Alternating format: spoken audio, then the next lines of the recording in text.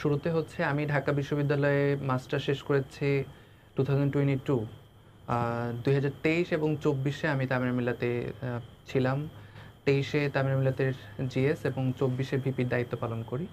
যেহেতু গণ অভ্যুত্থানটা বিপ্লবটা হয়েছে 2024-এ, সেই সময়টাতে আমি স্বাভাবিকভাবেই টঙ্গীতে অবস্থান করি। ওইখানকার ভিপি এবং আমার ওইখানে কামিলে পড়াশোনা তখন চলমান ছিল। তো সেই জায়গা থেকে আ তামিল মিল্লাতের শিক্ষার্থীরা ইউজুয়ালি হচ্ছে যেকোনো ফেসিবাদ বিরোধী দেশের জন্য, জনগণের জন্য যত ধরনের আন্দোলন সংগ্রাম ছিল, একেবারেই প্রকৃতিগতভাবেই তারা প্রত্যেকটা আন্দোলনের সামনে থেকে নেতৃত্ব দিয়েছে, অংশগ্রহণ করেছে।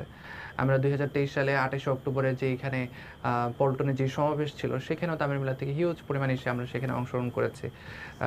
তো সেই জায়গাটা আ প্রাকৃতিকভাবেই হচ্ছে দেখা গেছে যে তারা একটা নেচারগতভাবেই আ ফেসিবাদের বিরুদ্ধে, নির্যাতন, নিষ্পেষণের বিরুদ্ধে তাদের যেই প্রতিবাদী মনোভাব, সেই জায়গা থেকেই আমরা অংশগ্রহণ করেছি ফ্রম 17ই জুলাই।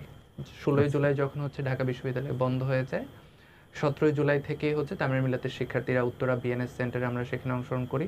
টঙ্গী মিল্লাতের যারা ছিলাম আমরা।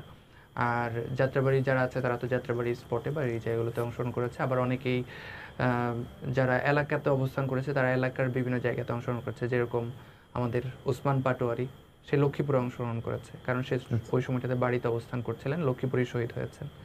তো এভাবেই আরকি 17 তারিখ থেকে লাগাতার অংশগ্রহণ করে একেবারে 5ই আগস্ট পর্যন্ত।